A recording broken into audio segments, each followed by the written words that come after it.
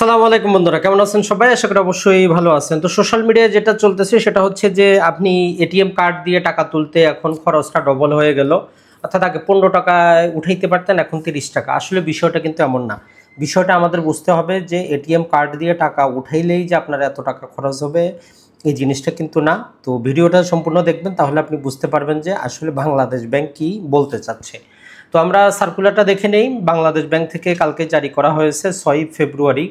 তো এখানে মূল যে বিষয়টা সেটা হচ্ছে যে এনপিএসবি, এই জিনিসটা আগে বুঝবেন। আপনার কাছে যে এটিএম কার্ড আছে, ডেবিট কার্ড, মাস্টার কার্ড আছে, এখানে লিখবেন যে ভিসা লেখা আছে অথবা মাস্টার, ভিসা কার্ড অথবা মাস্টার কার্ড, পাশাপাশি এনপিএসবিও লেখা থাকতে পারে।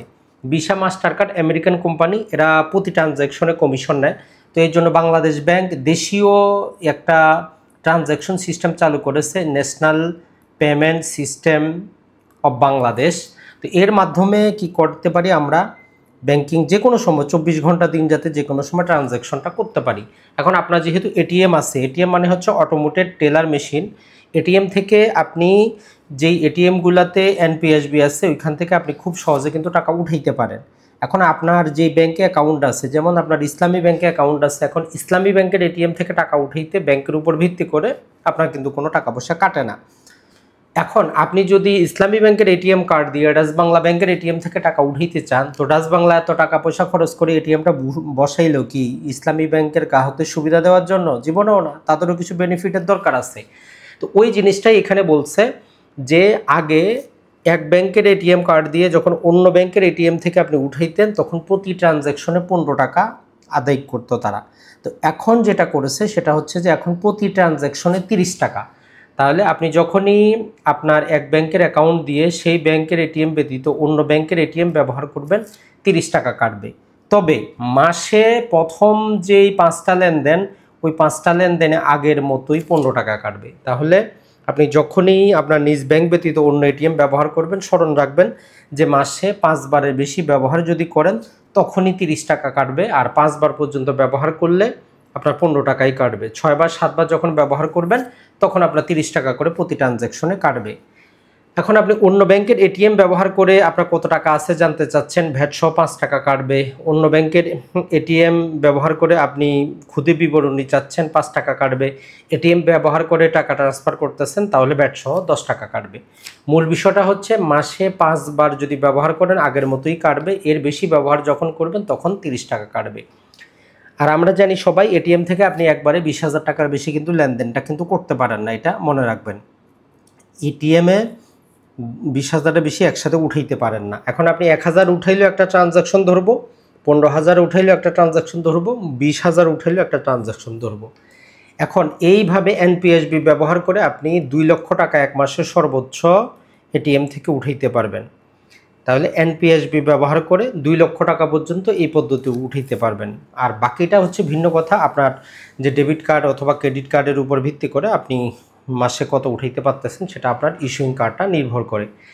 এখন আর যেইটা সেটা হচ্ছে যে পয়েন্ট অফ সেল, বিভিন্ন শপিং মল, সুপার মল, হাইপার মলে গিয়ে আপনি কী করেন, কার্ডটা সোয়াইপ করেন, তো সেখান থেকেও যে কত টাকা কমিশন তার একটা বিবরণ দেওয়া আছে, এটা আমাদের কাজের না। আর এখন যে জিনিসটা সেটা হচ্ছে যদি আপনি পয়েন্ট অফ সেল ব্যবহার করে যদি নগদ টাকা পয়সা যদি উত্তোলন করেন সেক্ষেত্রে সার্ভিস চার্জ সর্বোচ্চ 20 টাকা। আর যেটা সেটা হচ্ছে আগের মতোই, যেমন আপনি যদি এনপিএসবি ব্যবহার করে কি করেন, ইন্টারনেটে ফান্ড ট্রান্সফার করেন, সর্বোচ্চ আমরা জানি 50,000 পর্যন্ত করতে পারেন অনলাইনে যে কোনো সময়, তাহলে সর্বোচ্চ চার্জ হচ্ছে 10 টাকা। তাহলে অনলাইন ব্যাংকিংয়ের মাধ্যমে যখনই আপনি এক ব্যাংক থেকে অন্য ব্যাংকে টাকা ট্রান্সফার করবেন সর্বোচ্চ ফি হচ্ছে 10 টাকা, এখানে দেওয়া আছে এনপিএসবি ব্যবহার করে যখন দিবেন। আর অনলাইনে আপনি এখন আয়কর পরিশোধ করতে চাচ্ছেন, সরকারি বিভিন্ন প্রকার যে ফিগুলো আছে সেগুলো যদি পরিশোধ করতে চান, তারও যেটা বলতেছে যে 25,000 টাকা পর্যন্ত লেনদেনে 25,000 টাকা পর্যন্ত সরকারি কোনো ফি আয়কর পরিশোধে সর্বোচ্চ চার্জ হবে 20 টাকা। আর 25-এর বেশি যদি হয় সেক্ষেত্রে 50 টাকা তারা সার্ভিস চার্জ আদায় করতে পারবে। এই জিনিসটা মনে রাখবেন। তো এই দুটো জিনিসই আমাদের জন্য গুরুত্বপূর্ণ ছিল, বাকি কিন্তু কিছু না। তাহলে মূল জিনিসটা আপনারা বুঝলেন যে পরিপত্র থেকে, সেটা হচ্ছে যে আপনি যেই ব্যাংকের এটিএম কার্ড নিয়েছেন সবসময় ট্রাই করবেন ওই ব্যাংকের এটিএম থেকে টাকা উত্তোলন করার জন্য। আর যদি না থাকে তাহলে অন্য ব্যাংকের এটিএম থেকে উত্তোলন করলে স্মরণ রাখবেন যে মাসে 5 বারই আপনার লিমিট, 5 বারে বেশি গেলেই তখন 15 বদলে 30 টাকা করে কাটবে। এই জিনিসটা কিন্তু মাথায় রাখবেন। আর এটিএম কার্ড নেওয়ার সময় অবশ্যই আপনি ট্রানজ্যাকশনটা জানবেন যে এই এটিএম কার্ড দিয়ে আপনি কতবার টাকা উত্তোলন করতে পারবেন, যাবতীয় কিছু ব্যাংক থেকে জেনে নেবেন।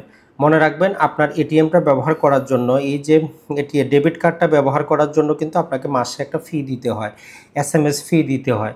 আপনার যদি একান্তই প্রয়োজন না হয়, আপনি অনলাইন ব্যাংকিং ব্যবহার করেন, আপনার কিন্তু এটিএম কার্ডের কিন্তু প্রয়োজন নাই।